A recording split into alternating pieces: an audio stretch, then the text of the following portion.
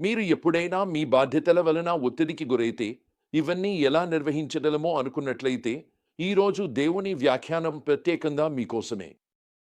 అదే పరిస్థితిలో మోషే రెఫిదిం వద్ద ఉన్నాడు.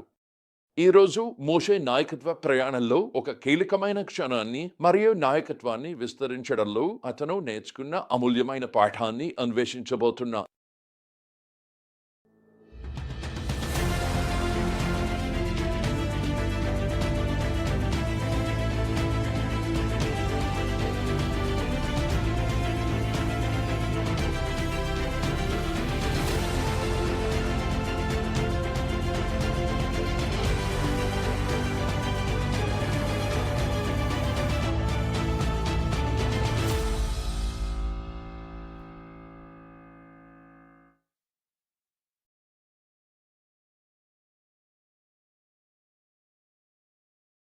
మరి నిర్గమకాండం 18:1-27లోకి ప్రవేశిద్దాం. అక్కడ మోషే మామ జెత్రో అతనికి మార్గదర్శకమైన సలహా ఇస్తున్నాడు.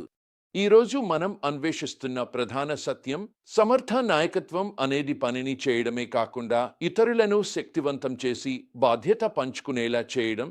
మన కథ జెత్రో మోషేను అరణ్యంలో సందర్శించడం ద్వారా ప్రారంభం. దేవుడు ఇశ్రాయేల్ కోసం చేసిన అన్ని కార్యాలను విన్న తర్వాత జెత్రో దేవుని స్తుతిస్తూ, ఇప్పుడు తెలుసు, ప్రభువు అన్ని దేవతల కంటే గొప్పవాడు. ఆయన ఇశ్రాయేల్ను అహంకారులపై తన శక్తిని చూపించాడు. దేవుని విశ్వసనీయతకు ఎంత శక్తివంతమైన సాక్ష్యం. కానీ రోజు ఇతను ఒక విషయం చూశారు. అతనికి ఆందోళన. ఉదయం నుంచి సాయంత్రం వరకు మోషే ప్రజలకు న్యాయాధిపతిగా కూర్చొని ప్రతి వివాదాన్ని స్వయంగా పరిష్కరిస్తూ ఉంటాడు. ఇత్రో సూచిస్తూ, నీవు చేస్తున్న పని మంచిది కాదు అని అంటాడు. నువ్వు నీ దగ్గరకు వచ్చే మనుషులు నిన్ను విసిగిస్తారు. ఈ పని నీకు భారం ఉంది. దీన్ని ఒంటరిగా నిర్వహించలేవు. ఇది మనకు ఒక ముఖ్యమైన పాఠాన్ని నేర్పిస్తుంది. మనం చూడలేని లోపాలను గుర్తించడానికి బయటి వ్యక్తి చూపు అవసరం అవుతుంది. మోషే పనుల్లో అంతగా నిమగ్నమై ఉండిపోయాడు. తన విధానం స్థిరంగా ఉన్నదని గ్రహించలేకపోయాడు. అప్పుడు ఇత్రో ఒక పరిష్కారాన్ని సూచించాడు. ఇత్రో మోషేకు కష్టతరమైన వాటిని వదిలి, కేసులను తీర్చడానికి దేవుడు మనుషులను గౌరవించే సమర్థులను ఎన్నుకోండి.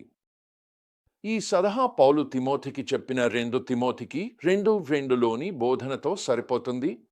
మరియు నీవు నా మాట విన్న సంగతులను అనేక మంది సాక్షుల సమక్షంలో ఇతరులకు బోధించడానికి కూడా అర్హులైన నమ్మకమైన వ్యక్తులకు అప్పగించు. ఈ నాయకత్వ విస్తరణ సూత్రం నా మంత్రిత్వ సేవకు మూలస్తంభంగా ఉంది. నా వృత్తి జీవిత ప్రారంభంలో నన్ను జవాబుదారిగా ఉంచగల పురుషులను దేవుడు నా హృదయానికి కోరాడు. 3 లక్షణాలున్న పురుషులను కనుగొనడంలో సహాయం చేయమని అడిగాను. వారికి దేవుని ప్రేమించాలి, నన్ను ప్రేమించాలి, నాకు నిజాన్ని చెప్పడానికి భయపడకూడదు. నా మంత్రిత్వ సేవలో నేను చేసిన అత్యంత ఉపయోగకరమైన పనులలో ఇది ఒకటి. మోషే మరియు ఇత్రో విషయాల్లో కూడా ఇదే జరిగింది.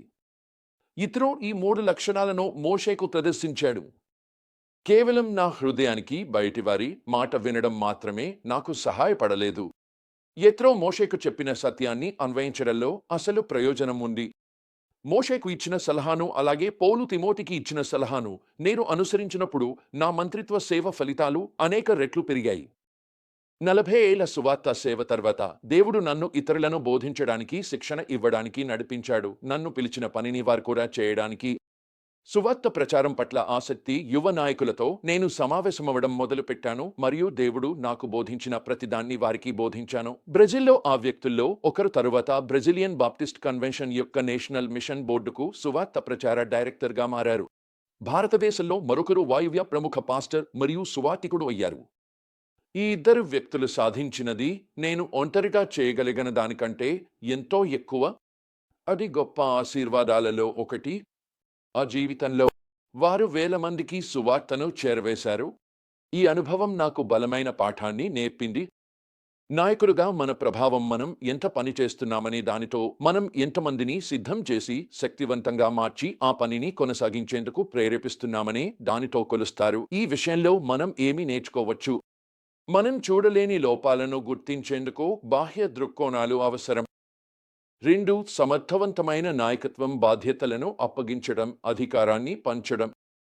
3 భయభక్తులు కలిగిన సామర్థ్యవంతమైన వ్యక్తులను బాధ్యతలను పంచుకునేందుకు వెతకాలి.